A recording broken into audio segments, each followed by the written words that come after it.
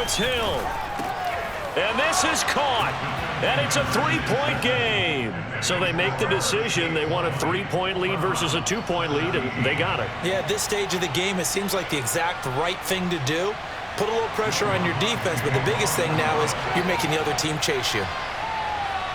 After the touchdown, Lutz to kick it off. And a short kick taken at about the 16. And he'll take it up past the 25 to the 26-yard line.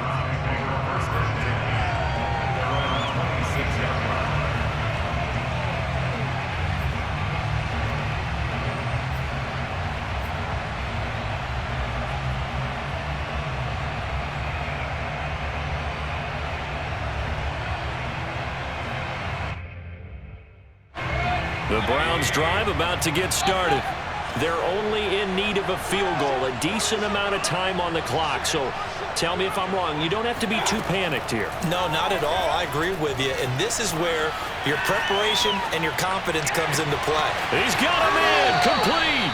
And all the way inside the 35 before he goes out of bounds. A big play that time for Cleveland.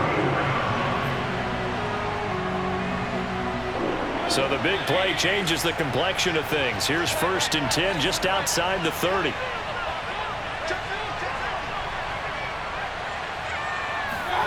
Here's Baker. Steps away to his left. And down to the 20 he'll go before heading out of bounds. Late in the game, defense trying to avoid a big play. He's able to work out of the passing game, turn it into a run, pick up the first, and stop the clock as well. And you know in this situation, everything is sped up. The intensity, the thinking, everyone's movements. But for a quarterback, he has to continue to be what we call a flatliner. Level in everything he does and read the clock, feel it in the pocket, and go at the appropriate time. Whew, that's certainly not the worst thing. It stops the clock and lets your offense catch its breath and lets us exhale a little bit. Now I expect them to call a couple plays in the huddle so they're ready if a tackle happens inbounds.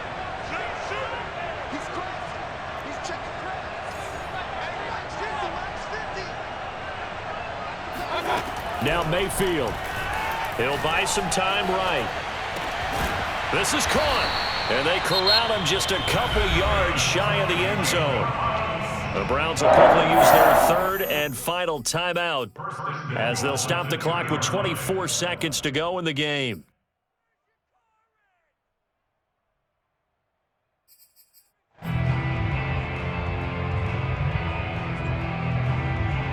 Only way to get the lead here, of course, with a touchdown, and that's what they're gunning for on 1st and goal. Now we'll get a quick timeout called by New Orleans, number 2. That'll leave them with just 1 remaining in this 4th quarter of play. Only way to get the lead here, of course, with a touchdown, and that's what they're gunning for on 1st and goal.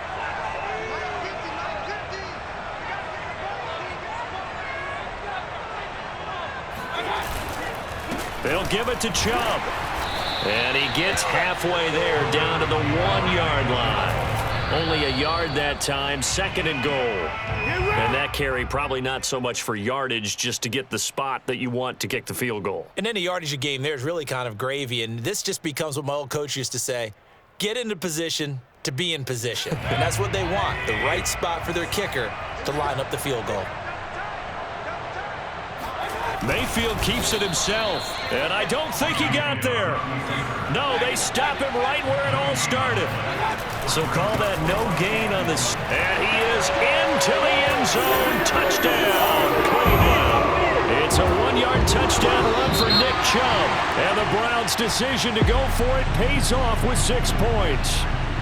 So Cleveland able to come away with the victory here. And you look back over the score sheet, interesting. A very clean game, no turnovers by either side. An absolute rarity when we watch games now because defenses have put such an emphasis on taking the ball away. Well, what we saw here was offenses spending their time saying, look, you know they're coming for it. Ball security is paramount. So they worked on that, not just a week of practice, but I'm sure all during training camp. Make sure when you have it, tuck it away.